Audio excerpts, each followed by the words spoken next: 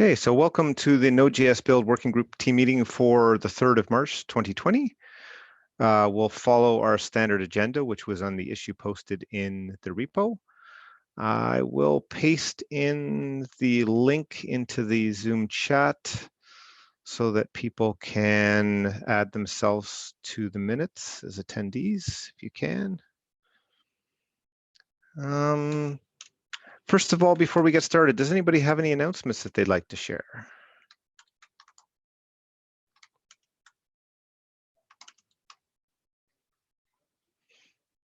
Okay, if we don't have any announcements, we'll move on to the issues which are tagged for the agenda. The first one is workflow, add stale action 2196. Now, I think Sam had opened that one. I don't see too many comments. I guess it sounded like, Rod, you were fairly neutral. Yeah, it's fine by me. No objections. I'm kind of thinking we're never really getting back to anything, so it's just building up. After 90 days, I figure we might as well just close them out. And if it's not important enough for us to somehow remember, it probably won't get to the top anyway. Anybody have like objections or concerns or?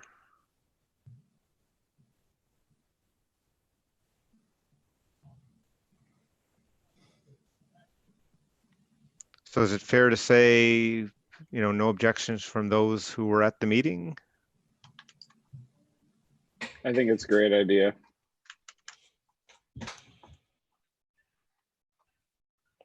Okay. So I will comment that there's no objections. We should move forward with it.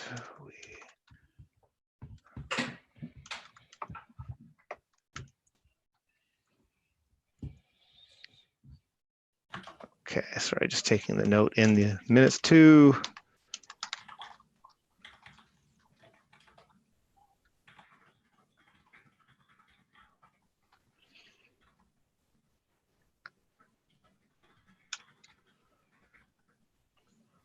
Okay.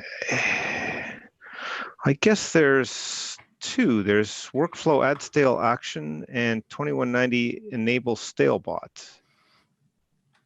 Yeah, the suggestion was the original issue, and then I suggested instead of using the stale bot, use the GitHub Actions. So the first issue was the PR for the action, but the other one is the issue that Sam originally raised, just asking if it was a good idea in general. So one is the issue saying should we do it, and the other one is the PR actually implementing. Okay. So the GitHub action does basically the same thing as the stale bot. Is that right? Yes, I believe so. It has the advantage though that we don't have to specifically add permissions for the bot. We just implement it directly as a GitHub action. Okay. Right. I guess the question is like, can we set that same 90 days, 15 days thing that we do with the, is that setting that? Yes, that's in the pull request. Yeah, okay. Does the GitHub Actions have the same ability to mark issues as like not going stale at all if they're active? I believe so. Okay. Well, hopefully. We'll find out. Okay. Okay, so I think we don't really need any more discussion on that. It's covered under 21, that discussion we had on the earlier one. Should land that and we'll adjust if we need to, right?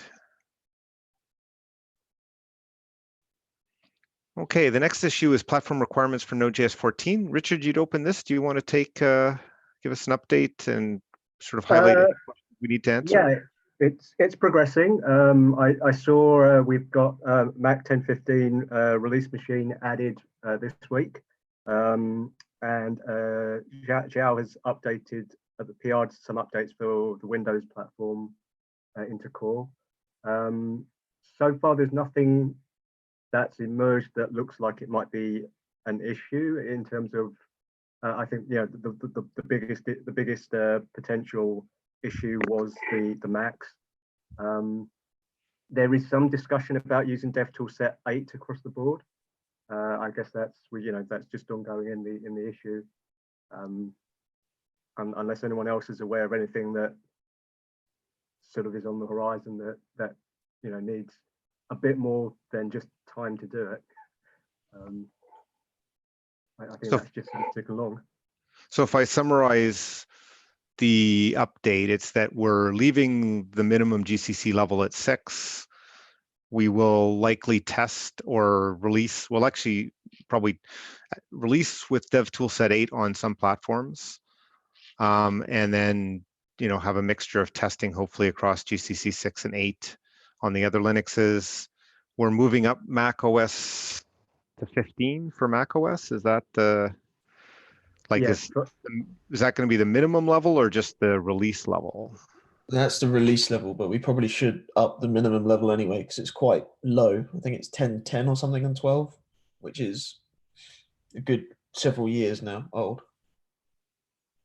Yeah, was it Ash? Did you post that graph in there or the usage? Yeah, I found the website that Refac used for Node 12, Right. and anything below 10.12 adds up to about 15% usage. So yeah, so I think I had a suggestion in there about minimum Mac and also the compiler flag that we use to target the Mac OS level needs to change, and they don't need to be in sync, but they need to. Like we can build for older Macs, but say we don't support them, but it's probably logical to keep them somewhat in sync. Right. So I guess you were suggesting to make it 10.13. Is that what I said? Yeah, it says let's bump that again. I'd be fine with doing it to 10.13 as well. Yeah. Minimum tested, and we could also do the minimum deployment target. 10.13 is a bit aggressive, but we do tend to lag with this thing, and we have had some issues. I remember one particular issue in the past with targeting older Macs, and there was some change that came in through libuv, and a header was out of sync. So there was some weird Mac-specific problem with it. We were targeting old versions, but the compiling on the newer one with a header that wasn't there, or some variable in a header that wasn't there on other ones. It was weird, but it's mostly safe to compile for older and support older on Mac, but we have been caught in the past. Right. So I guess it's like 12 or 13. If you're saying 13 might be a bit aggressive. Yeah, and I actually don't care that much because I don't think I've ever heard. Maybe in the early days, I remember Ben Nordhaus actually complaining because he was using an older Mac OS long ago. But aside from that, I don't think I've ever heard users complain, come show up and say, "Oh, you want to use 10.7 and you're only supporting 10.15." I've never heard that before. So I don't know if Mac. I don't know if that's really like that usage graph shows people that upgrade pretty aggressively already on Mac. So yeah, it says there's about 15%, which would be on older, like 10, 15, 14, 30. Yeah, if we made 13, there'd be about 15% below the line. Maybe a bit more, 16%. If we did 12, then it would be more like 10%. And we are projecting into the future here. This is a 3-year window. So that 15, by the time, 14's in the middle of its lifespan, that 15% is going to be a lot smaller. Yeah, even by the time it gets to LTS. So any objections to 13? Sounds good to me.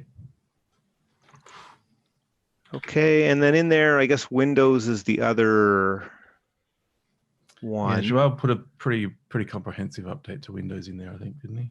He actually submitted it to Node.js Node, and that got merged, I believe. So it should be taken care of.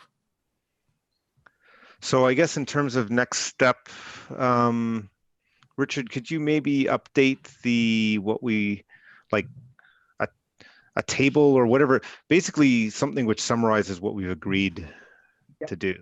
Yeah, I'll do that. I'll find the PR and the Windows PR and put a link in, and then summarize the DevToolset scenario as we talked about now. Okay, because I assume we can't PR that into core until we've got the rest of the changes that we need to do made. Yeah. Okay. Okay, that sounds good. So anything more on this one before we move on?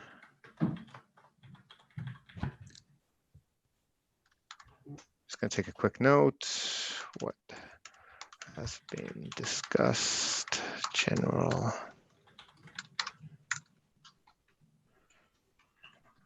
Yeah, agreement to capture summary of current proposal for requirements 14.x.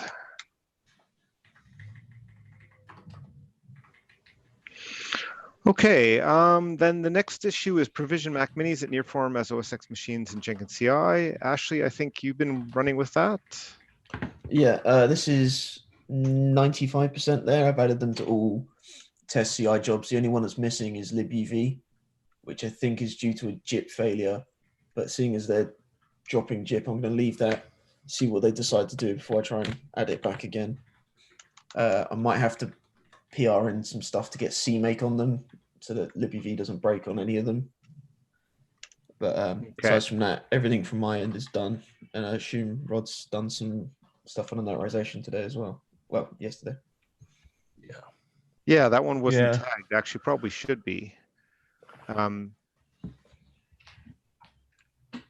So I just, for the notes here, it said you may need to PR CMake onto PR CMake into Ansible. Yeah, in for the Macs because it's not on there, and I know Okay. libuv and other places want to move on to it. So Okay, how quick or how soon is the libuv switch plan to happen? Do you have a feel for that? Richard might have a better idea of that. So they would like to move as soon as possible, but it's held up at the moment because we don't have CMake on most of the platforms in the CI. The libuv jobs are building CMake on Linux, but I believe they're downloading. I can't remember if they're downloading a binary or downloading the source code and building it in the actual libuv job. Okay.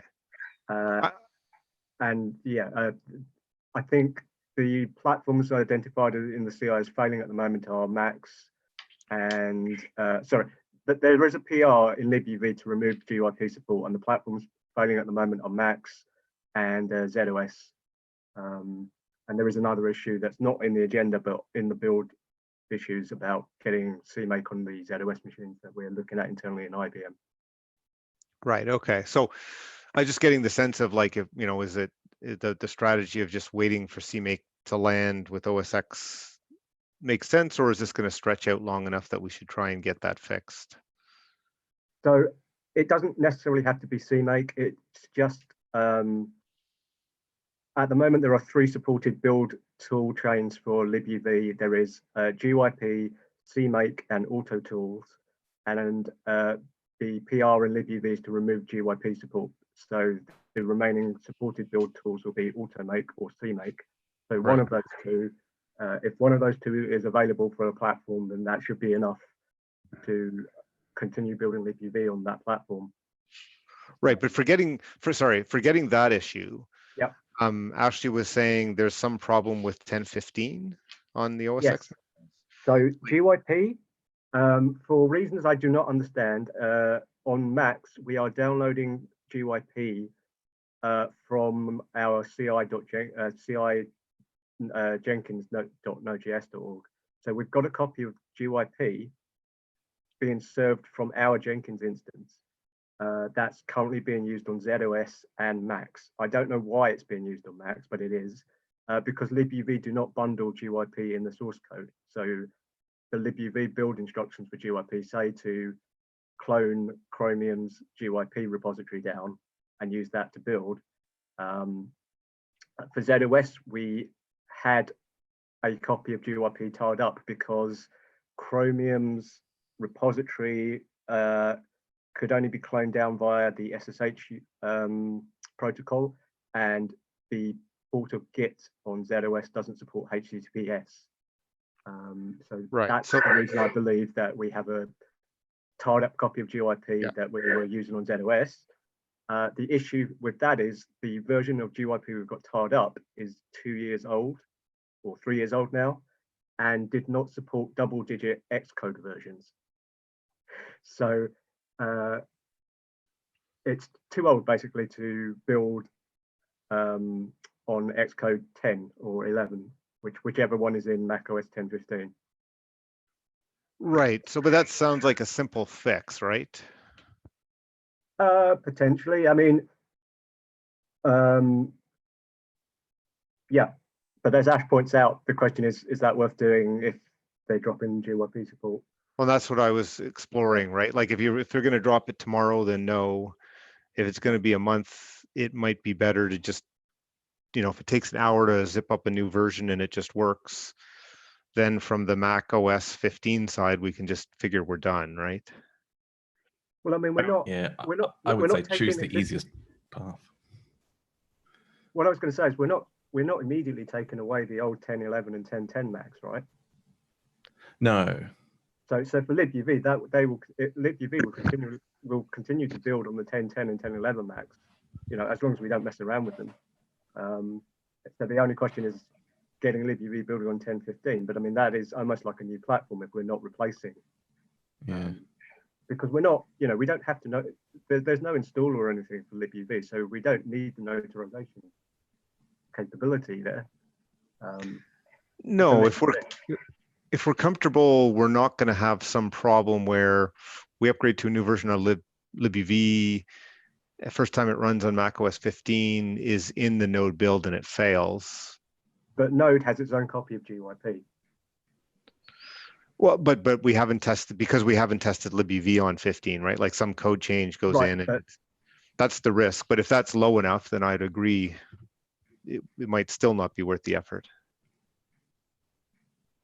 Yeah, my impression is that they've completely stopped using JIP themselves, and like it's just there as a historical artifact. That's what they're aiming for. Right. But the question I think we want to answer is, are we comfortable that the coverage from 10.10 and 10.11 is good enough that we don't add Mac OS 15 for a month or 2 months, or if it was say the worst case 2 months gap, does that bother us? If the answer is no, then I think just waiting until the switch happens makes sense. If that's something where it's like, well, we're worried that coverage will cause us some problems, we might want to get a new version of JIP.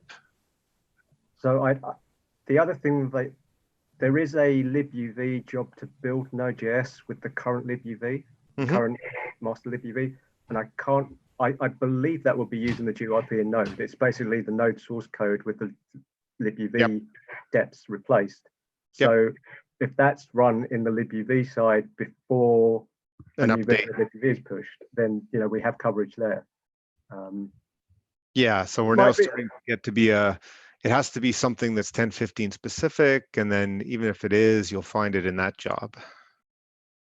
We can raise an issue in the libuv repository discussing the 10.15 requirements. Well, I was just trying to get a sense here. Like, I think I'm coming around to, doing nothing makes sense because the existing testing, it's unlikely we're going to run into a problem. If everybody feels that way, then we're probably good. If people are more concerned, maybe not.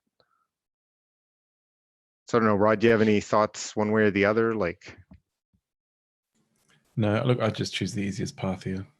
Whatever's least effort. Okay, so in that case, it's like we'll just wait on 15 until the switch to CMake happens. Okay. And if something comes up in the meantime, we can deal with that. But, yeah, if it turns out that we're starting to get tons of problems, we'll fix it. But yeah, okay, makes sense. Okay, so basically, that one's just done pending the switch to CMake, in which case we'd add one more thing to libuv, and then we're done, right, Ashley? Yeah, everything else is done from the machine setup side. Okay, that's good. So in that same vein, if I may continue macOS stuff. Yep. So I worked on the release machine this week, and it's quite a lot of manual stuff to get that going because we need the full Xcode now, and there's no easy way to install full Xcode without a GUI. So and there's a few other things as well that just require manual intervention. Some of them minor ones could probably be scripted into Ansible. It's like putting the SSH keys on the release machines. We've always just added that as an extra manual step. Yep. So I've added those docs to my pull request about this, just about how to do it. We're going to need to do it again soon because we need at least one more build release machine in Mac Stadium when we get sorted. But yeah, just noting that it is manual, and we do need space for Xcode as well. So Xcode takes up, I think it is about 9 gigs when it's uncompressed on disk, but it's a 7 gig download. So you sort of need that 7 plus 9 just to get it set up. Okay. So that which would be awkward in our current Mac Stadium setup where our disks are limited to like 20 gigs for everything. Right. So that's just worth noting. And I put a bunch of other notes about notarization in my pull request, but we have our first notarized build through our CI. Sounds good. And then that needs to go through to. So what my thoughts on this process are: let's get this merged into master and switch and enable the 10.15 builder for master, and then the next step would be switching all the other release lines to 10.15, and then after that backporting the notarization stuff to all the release lines, just because there's this sort of in between phase where the changes I've made in master will look for notarization ID environment variable. If that exists, it will try and notarize, and that's regardless of what it's running on. So that needs to be running on 10.15 with our latest Xcode. So yeah, there's a dependency order thing there, but there is going to be, I don't know if we need to try and communicate something about maybe we just loop in the release people, and when whoever it is that releases the previous release lines, so 13, 12, 10, they have a note in that release saying that Mac OS is now being built on a newer version. This Yeah, I shouldn't think cause that problems, makes sense. but yeah, but this is a potentially breaking change, but unlikely. Right. For your binaries. Yeah. Yeah, it makes sense. I'm wondering if we're going to get any external pressure to get an LTS that has notarization sooner than later. Yeah, I was thinking that, and I suspect so, but I don't know if we would hear it. It might be one of those things that people just complain about out there in the ecosystem, and it just doesn't bubble up to us. I was just thinking kind of in like your prioritization, like as opposed to back enabling all the previous releases, would it be good to like do 12, like do both bits of 12, getting it to run 12 to release on 15 and then have 12 to do the notarization and then go back to the rest of the release lines? Does that make any sense? So do the LTS first. Yeah, maybe that's a bad idea because it's LTS, but I was thinking 13 first, and then because then we have that thing of, well, Yep. let's do this. Let's give it like 13 is where we have more permission to break things. Yep. So yeah, no. So 13 out there for a couple. Yeah, of weeks. That's for sure. I was just thinking like I thought what you'd said is like we would get, 13, 12, 10 all running on being released on 15, then go back and say 13, 10, 12 notarization. I was just and thinking about it doesn't make as much sense. Like we could skip doing 10 on 15 and prioritize doing the notarization on 13 and 12 first, but that probably doesn't really save much time anyway. No, As far as releases go, though, they do not all happen at the same time unless there's a security issue. So there is a release cadence for 12 and 10, and the release working group try not to release multiple releases on the same day. So unless you're going to specifically go for releases for this particular issue, it might be that naturally there is sort of an ordering that it will fall into anyway, where 13 we release more often, and then probably 12 is the next most often, and 10 is quite infrequent now. Michael, can you promote Rich, please? He might have something to add here. Sure thing. Where is the, yeah, there we go. Sorry, promote. Done.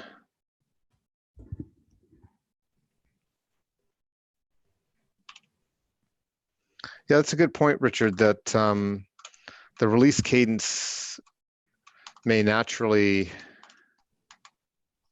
I guess what I'm saying is there is an existing map of planned releases, assuming no security issue or anything. And unless we want to somehow speed up this notarization thing, it would seem that the easiest way we build it into the next set of releases that are coming up for each line, as it's ready. So if we feel that notarization is ready, soonish, then the next 13 release, and then after that, the next 12 release and the next 10 release, or whichever comes first, sort of calendar-wise. Right. So go ahead. The release plan for 12. There's a 12 coming up, slated for the 17th of this month, which is probably decent timing if we get 13 out sooner than later. Then the next one after that is the 14th of next month, and that's the same date as the next 10. So the next 10 is 14th of April, so it's quite a way away. I'm suspecting there may be pressure before that if we're starting to release notarized builds for newer ones, because some of these people that are showing up in the issue they're not users, they're bundlers, people that want the node to be notarized so that it can flow into their build tool chain and be signed and notarized for their builds. And they're the kind of people that may be using LTS versions, bundling LTS versions. So just getting a 13 out is probably not going to help them, maybe. No, but I think from your we need to get it into 13 as a potentially breaking change before we do it in 12. I think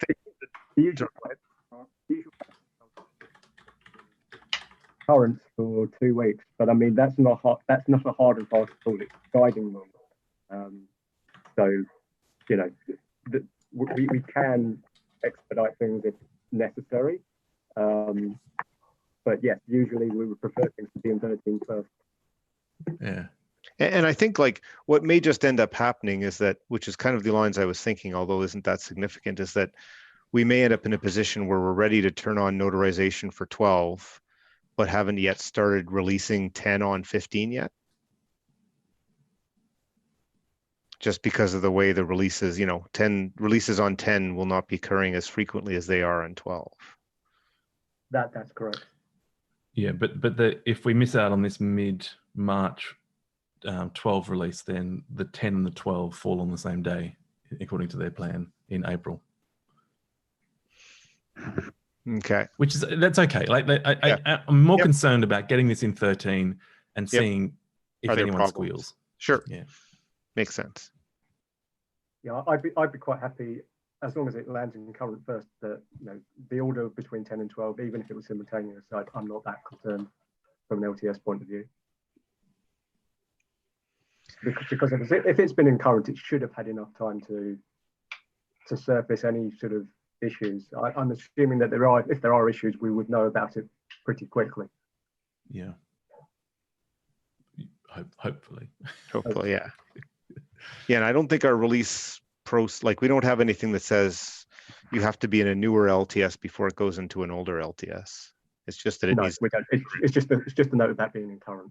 Yeah. Somewhat separate from that. So Rod, you mentioned we should get another machine with the notarization set up. Yeah. Is that a long, and that it's manual? Is that like an hour process, or is it longer? Well, there's yeah, like it's decompressing a 7 gig zip XIP file took a while, but that's the kind of thing you just sort of set it and you're in a terminal and do something else. So it was a little bit tedious, but this also has a dependency on the new Mac Stadium setup, which is another discussion. I don't know if that's in our list of things to discuss, but we have a meeting with them tomorrow.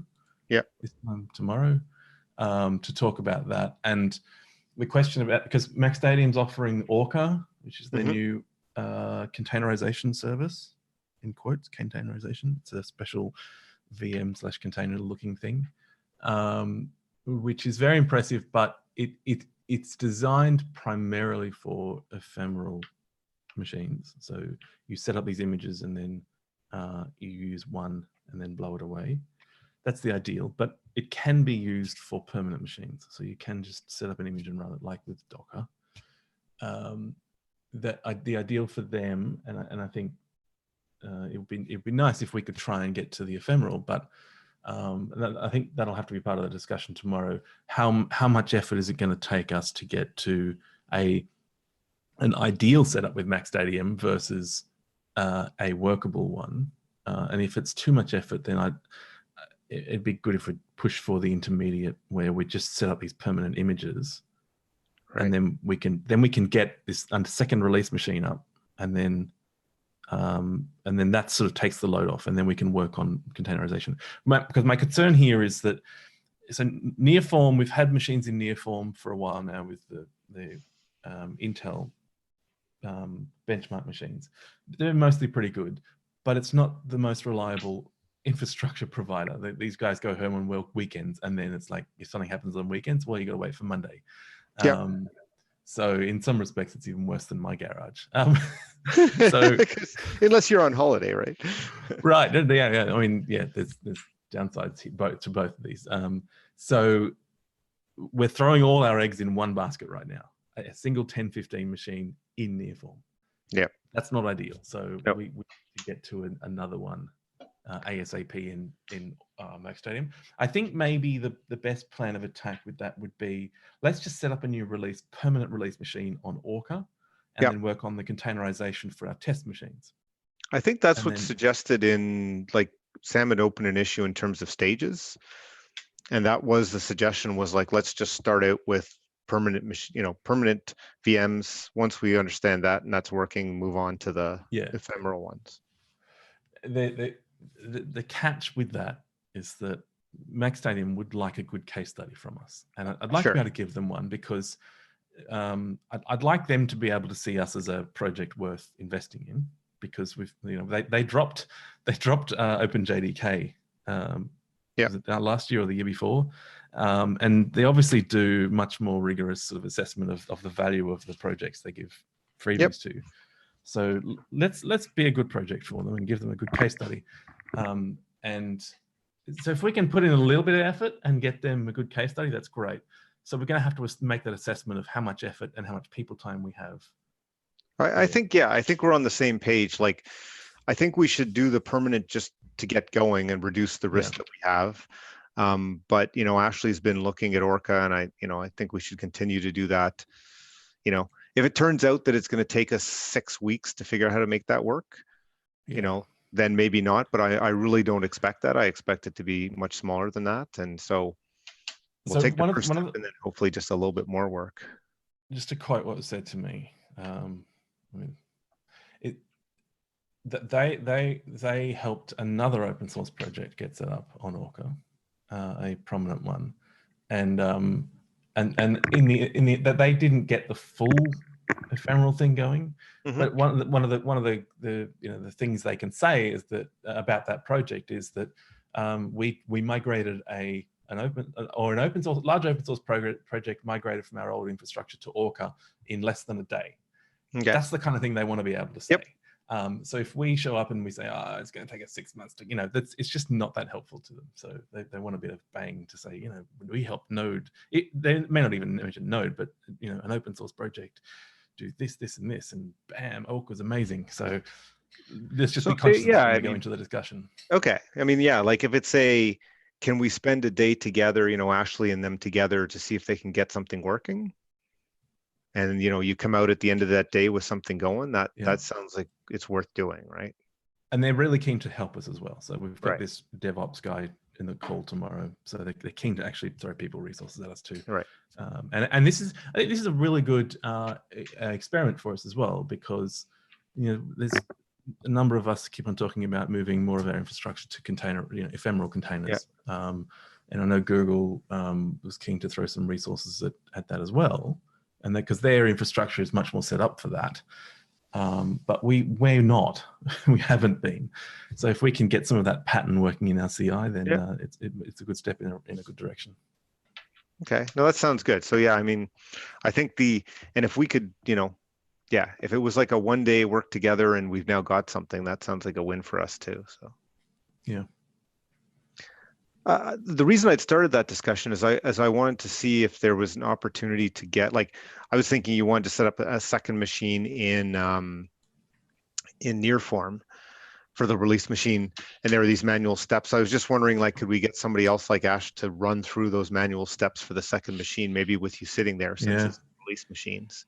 That might be good, because some of that was yak shaving, and so there's a chance that I did some things in there that had effects that I didn't note. I think I got it all right, but it probably would be good for someone else to step through that process than me. Yeah. So it's kind of not like an onerous process. It's just a little bit tedious. So maybe, like, since it's a release machine, you might want to be there with him to sort of, but you could say he could walk through the steps and without your help. And then if there are some things that don't work, you're there to say, oh yeah, here's the trick. And we can make sure at the end we have 2 people who know how to do it, and the instructions are pretty good. Yeah. No, that's good. Okay. I'm all on board for that. Ash has been doing great work. So thumbs up. Okay, sounds good. Anything more we want to talk about on that front before we move to the next issue?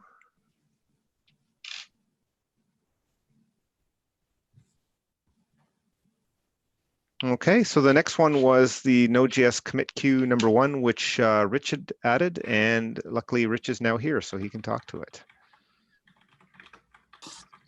Yeah, so this is something that has come up from time to time.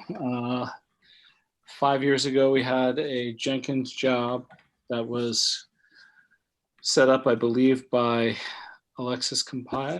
Yeah. Yep. And as a commit queue, the idea being that we wouldn't have to manually land things, that Jenkins would, you'd tell Jenkins, I want this thing landed, and it would run the tests. If the tests were green, it would add the metadata, and it would land the thing, and everybody would be happy. And unfortunately, Jenkins was really unreliable back then. It might not have been Jenkins's fault. It was probably partially Jenkins's fault, partially some of our hosts, and partially some of our tests. But basically, getting green was, nearly impossible. And people revolted and brought their pitchforks. The pitchforks came out. Yeah, the pitchforks and their torches, and within a couple of days, we reverted. Don't use you don't have to use the Jenkins job. Go back to what we were doing. And for about 2.5 years, any subsequent mention of a commit queue caused people's, eyes to twitch. Anyway. I think it was 2 years ago. It might have been 1 year ago. I have to look. But at one of the collaborator summits in Berlin, me and Joey had already been doing a bunch of automation stuff, Node core utils and everything. And me and Joey and Tobias Neeson and a few other people who I apologize that I'm not mentioning people's names. I think Raphael was involved. He was attending remotely. But anyway, kicked around the idea of revisiting a commit queue and trying to make it more friendly. And we got really excited, and we created a team, and we created a repository, and we opened an issue, and then we did nothing. And so I think the time is right with GitHub Actions being a thing, that and having the automation tools happening, and Shelley Vore just opened a pull request with the automation tools to automate the release process using the tools. I think the time is right to revisit and to think about a scaled back commit queue. So the thing I proposed in that issue tracker is a GitHub action that would run Node core utils on simple PRs, one commit that's formatted correctly, all that sort of thing. So, we wouldn't auto squash, we wouldn't, all sorts of things would be excluded. But just as a proof of concept, be able to, put a slash command in a comment or whatever, and have GitHub grab the commit from the pull request, rebase it on top of current master to make sure nothing weird has slipped in since, between the last time the tests were run and the present, and run the tests on the, at least the platforms that we can do easily with a GitHub action, which would probably just be Windows, Mac, and Linux. And then if all the tests pass, apply the metadata, and if nothing else has landed since the test started, land the commit and merge the pull request and close it and all that sort of stuff. And then that can be used as a hopeful jumping off point for further automation to streamline our process a bit more. So this is a long-winded way of me saying that I want to get this started again. There are some people who are interested. There's been some talk about it more properly living in the Build working group rather than as its own sort of externally spun off thing. And I want to run that by people, and I want to know what people in Build think. So one quick question. Yeah. The flow would still be like everything happens today, probably a full CI run just like there is today, but instead of somebody manually going to land it, you do the mentioned like the comment, which would then just trigger it to retest with the GitHub action and land automatically. Is that? Yes. Yeah. Okay. Yes. And yeah. And so, and for code changes, you'd still need to go to Jenkins and do a full CI run. For doc only changes, you wouldn't need to do that. You'd be good, right? Yeah. We don't require, currently we only require that Travis passes. I think it would be non-controversial to change that to say the GitHub action needs to pass. Yep. Yeah, no, so go ahead. The thing that caused the most controversy about this previously was that it was a mutex, that it was all or nothing. You had to go through this process. You couldn't be outside of it because of the fact that it was a queue. You couldn't jump in the middle of the queue when somebody was in the process of landing something, because then your changes may affect their test runs. So does this take that into account, what you're talking about? That the fact that there is a compounding effect when you're stacking up changes and running tests at the same time? So my intention is that, well, we cannot require, like as I've described the proof of concept, it cannot be required because there's all sorts of pull requests that it cannot land anyway. So the idea is to build it as a convenience for people at first, so that it probably isn't going to be that big of a help for people who just land one or two pull requests. But there's people like Ruben and Anna and me, and sometimes James, although I think it's been a while for him, who will land 6 or 7 pull requests in a half hour or something, find all the author ready ones. And for people like that, I think it would be very useful just to be able to say, run the test and land this, run the test and land this, and that kind of thing. But for everyone else, they can use it if they want to. And if they would prefer to, just continue doing what they've been doing, that should be and has to be permitted. Right. I think Rod's comment was about, it was forced into a single queue because things could change. I think in what you're proposing, it basically, you make your comment, it runs the tests, it then goes to land, but it won't actually land if there's been any changes between the time it started its testing. Right, and then the question is, what do you do?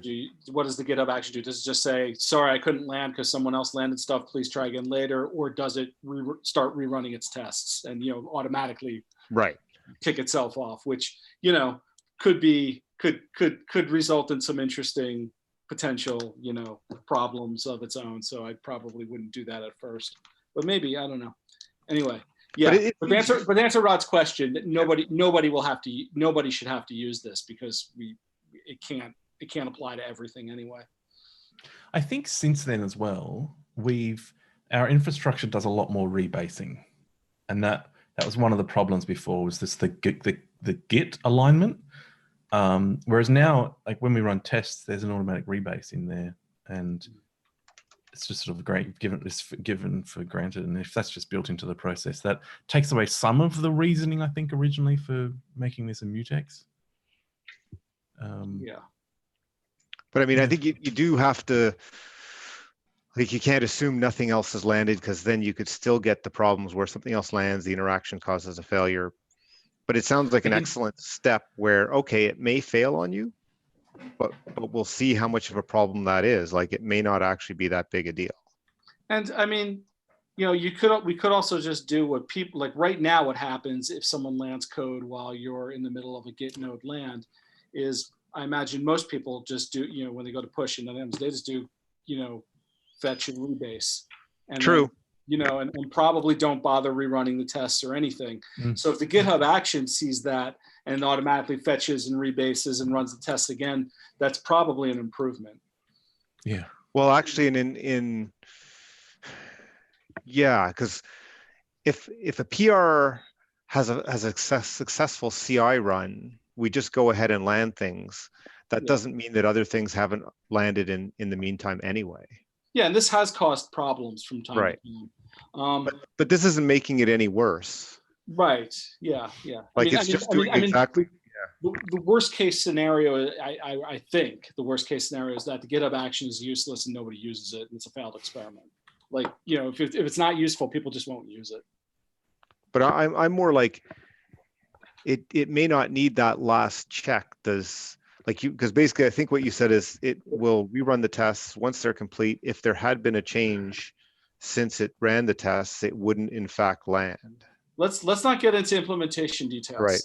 Okay. I was just going to say that may not need to be the case, because if people are just going to land it like if the manual processes, people just say, oh, I'm going to do a git pull and land it anyway. Yeah, we could have the action do that as well. It's no different, right? So yeah. Okay. The thing is that, like, the main gotcha is we end up with lint rules that fail, like, because, you know, like a lint rule is added, a bunch of changes land that violate that lint rule, and then, you know, and then the lint rule is just merged without anybody running the tests. So, you know, like, I mean, you know, maybe all we have to do is just run a lint real quick before landing. You know, there's all sorts of possibilities. But anyway. Yeah, rerun lint or something. Okay, that's so. But okay, but yeah. Get in touch if you're interested, or if you're vehemently opposed. So your questions were, though, like, do people want to do it under the build working group or some? Well, I forget what you didn't quite catch whether it's like, do people want to do it as part of the build working group, outside the build working group? And so right now there's a separate, almost entirely unused commit queue repository, and there might even be a commit queue team. I'm not sure. What I would like to do is archive that repository and just open an issue in the build working group where we'll have more visibility. And, you know, if anybody's going to be interested in working on it, it's probably going to be people who are into build anyway. And if people who are interested in working on it find out about build through that route, hey, that's great as well too. That's my feeling. I don't know if everybody else agrees with that or not, though. I just like the idea of whether or not there's that much overlap with, like, the people on this call and the people that do this work. It'd be good for build to at least have insight into it, because these kinds of jobs, like the Node core util stuff, they have some overlap with build, but the people overlap is minimal, and so there's stuff that happens out there that build's not aware of, and then suddenly, you know, things can be surprising. Like if you're working on GitHub Actions, that doesn't tend to require build input, but then it does have some overlap with what we do. So at least having awareness sharing is a good thing. That's my concern here. Okay. So you're plus one as well, it sounds like, for the minute. So my biggest concern with this, Rich, is the state of tests at the moment. And I think you're involved in that issue number 31955 that Tobias opened in the Node repo, titled CI is unusable, where he posted a screenshot of all the reds in CI. And I'm pretty sure most of these failures are as a result of bad tests failing. we seem to have got into a really bad state with tests just from looking through some of that. What's your read on the state of tests at the moment? So tests are not as robust as they were, maybe 2 years ago, I'd say, or so. I mean, I'm kind of going on my gut here. I don't actually know. But they are vastly more robust than they were 5 years ago or 4 years ago. And I think a lot of what we're seeing with the failed tests are either very, very platform specific things, which or else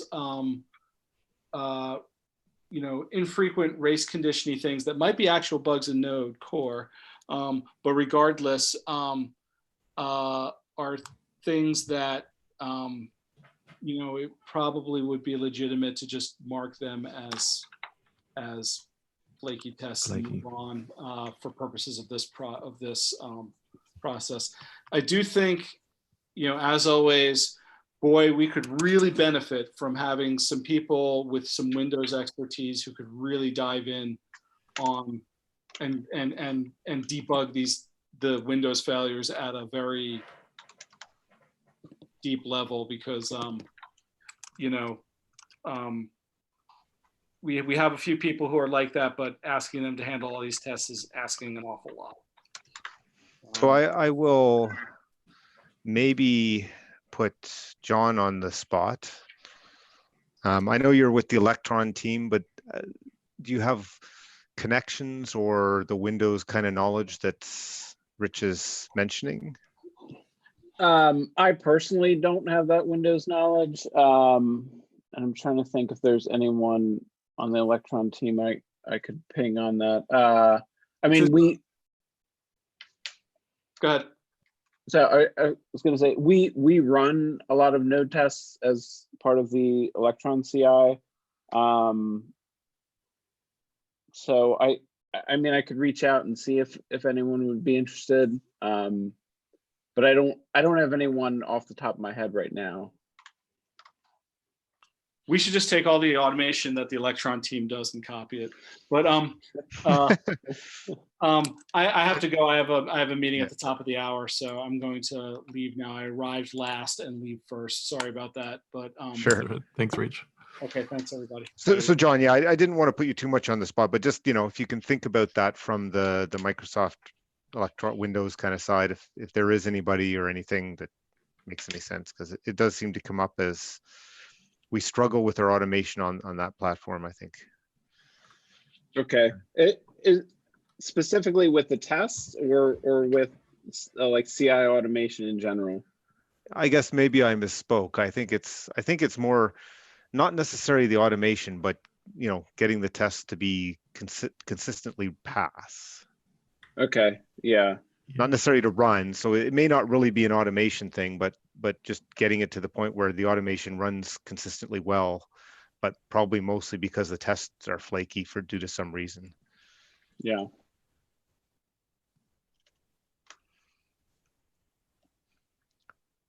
Okay. So any other discussion on the commit queue front or anything that people want to have?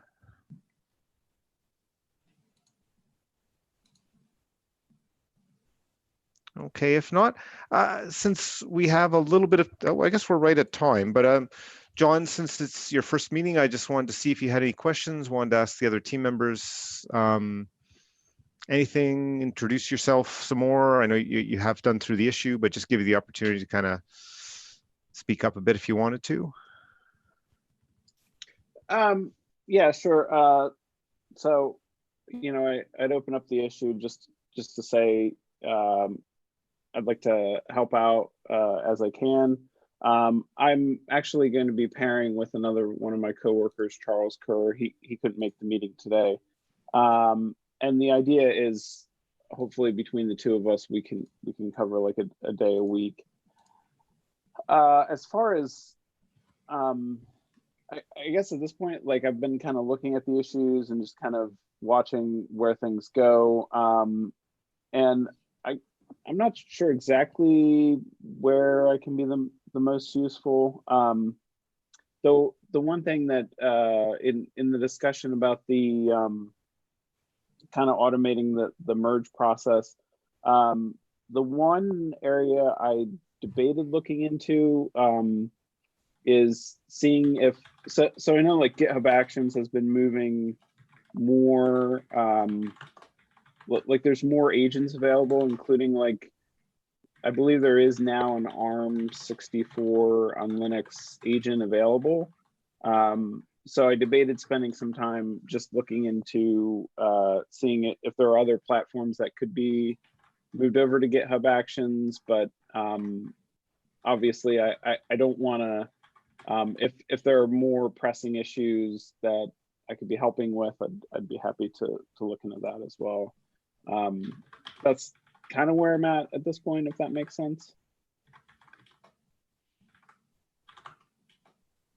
Okay, anybody have questions for John or otherwise other suggestions or anything?